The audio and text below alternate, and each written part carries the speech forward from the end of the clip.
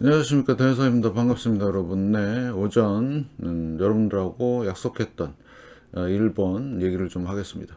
지역 문헌 좀 말씀 듣고 가겠습니다. 적선지가는 필요여 경하고 적불선지가는 필요여 앙이라.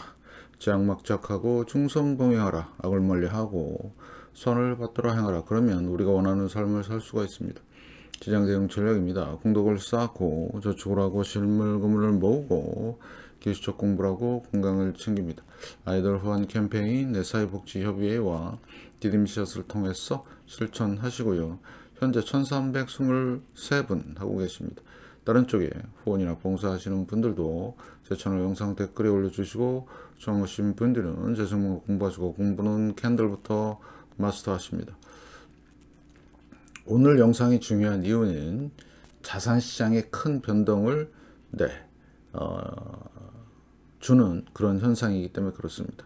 그래서 우리가 중심에 골드 잡고 현금 꼭 준비하시고 금리 변동성, 특히 금리 지금 변하고 있죠. 지수와 종목은 마이너스 20%를 여러분의 열렬한 응원 기다리고 있고요. 영상 하단 더보기란에 쿠팡 여기를 통해서 비타민C 챙겨 드시고 건강 챙기시면서 다른 물품도 구입하시면 감사하겠습니다. 자, 일단은 전 세계 흐름인데요.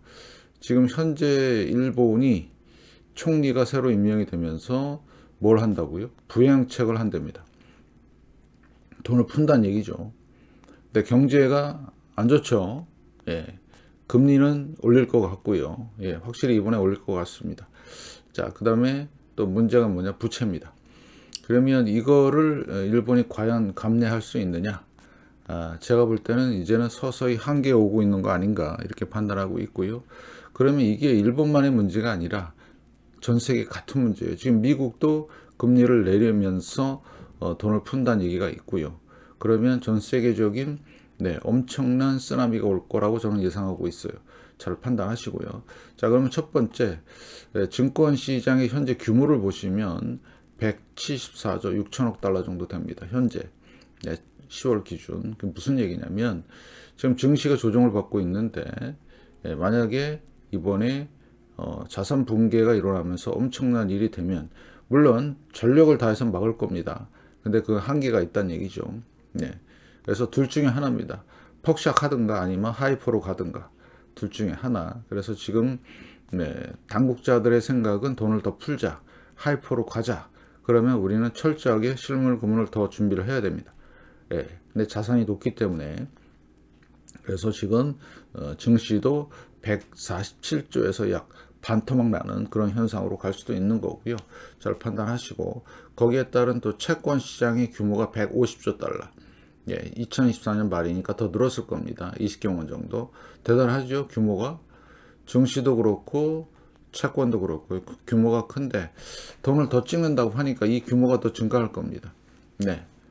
그러면 이런 부분들이 뭐가 부메랑이 돼서 전 세계적인 엄청난 상황으로 몰고 갈 수가 있다. 거기다가 일본 애들이 갑자기 부양책 지금 꺼내들고 있죠. 엄청납니다. 대규모 경기 부양책, 신용등급의 위험률 이런 것들이 이제 나온다는 얘기죠.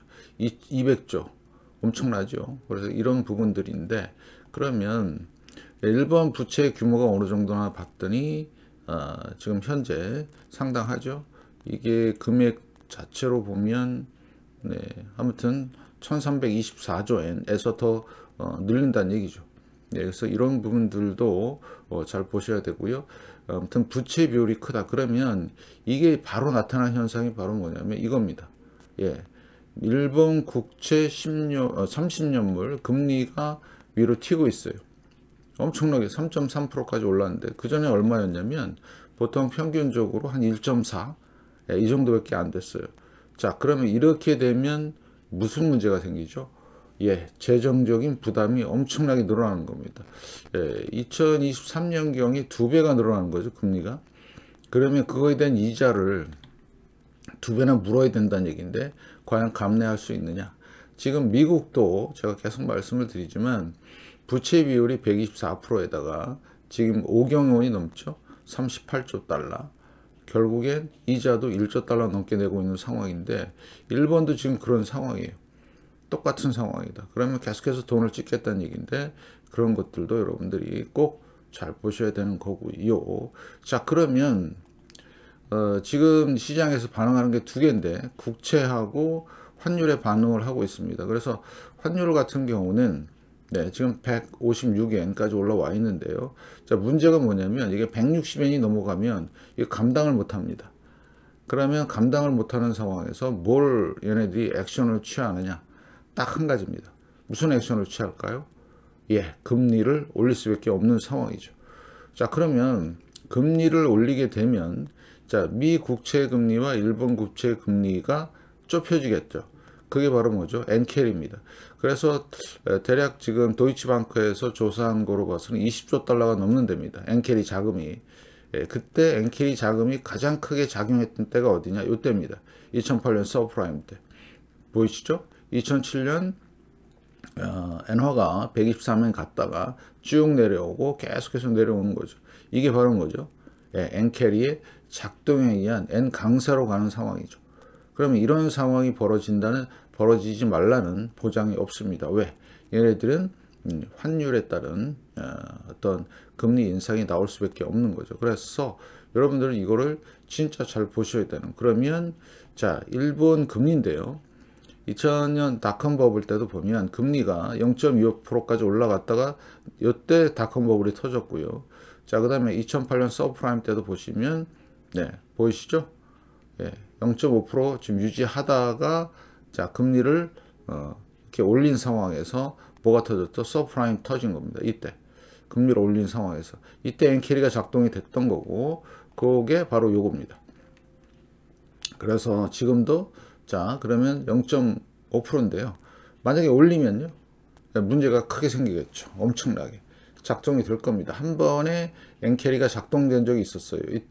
이때인가요? 아, 요때죠. 요때 한번 작동이 됐다가 다시 올랐다 다시 왔다 갔다 하는데 자, 그러면 이런 부분들을 우리는 상당히 주의 깊게 봐야 된다. 특히 환율과 미 국채 상황을 좀 더 보는데 갑자기 튀었죠. 그죠?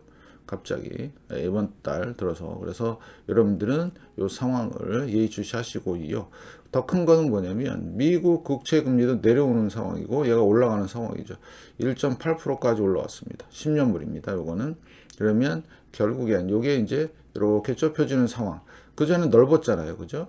그럼 엔캐리가 작동이 안 됐는데 금리를 올리고 그 다음에 10년물 금리도 올라가고 얘 금리는 내리고 금리 내려오는 결국엔 엔캐리가 터질 가능성이 높다. 그래서 여러분들은 철저하게 대비하시라 이거예요.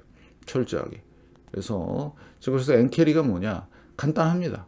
금리가 낮은 일본 엔화를 빌려다가 금리가 높은 다른 나라 주식이나 채권 등을 고수익자에 투자해서 환차익을 얻는 투자 전략인데 이게 이제 주로 그 대형 그 소위 말하는 세력들이 이런 짓을 했는데 지금은 청산을 해야 된다는 얘기죠.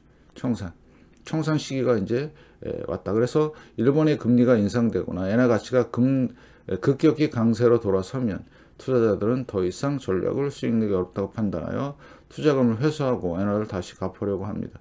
이거를 엔캐리 청산이라고 한다. 잘 보시기 바라겠습니다. 자, 그래서 지금 일본 애들은 돈도 지금 풀고 있지만 금리도 올릴 계획을 갖고 있다. 이런 부분들을 여러분들이 철저히 대비하시면서 준비하시길. 이제 위기가 목전에 있는 것 같아요. 네, 그 다음에 일본의 어떤 트리거로 인해서 그래서 결국엔 한꺼번에 터지는 미국 금리 내리고 일본 금리 올리는 그 시기가 터지는 시기가 되지 않나.